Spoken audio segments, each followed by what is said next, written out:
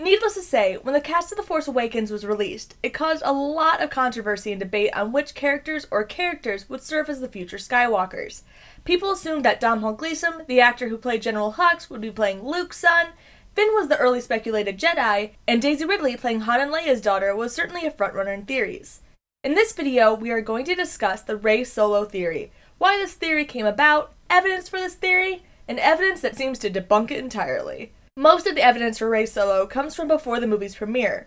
Early on, Daisy Ridley said her character was solitary, which unfortunately proved to be the wrong word choice for her, since the fan community immediately took that to mean she was, well, a solo. But when her story in TFA was revealed, it seemed to honestly debunk Rey Solo, but yet it continues to be a theory that many people believe today.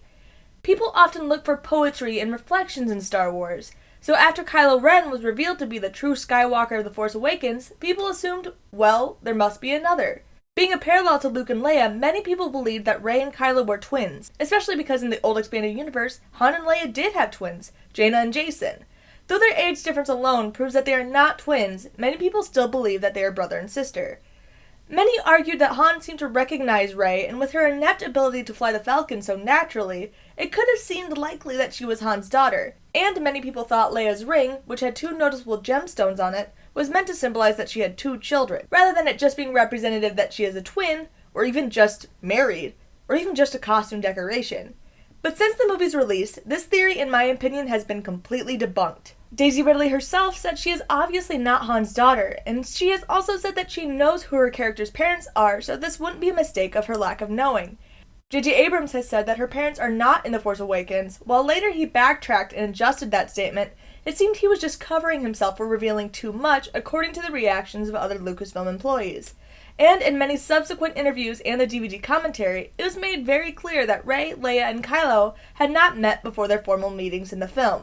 But if we are looking for evidence, or lack thereof, in the film itself, we cannot forget that Rey knows who she is waiting for in Jakku.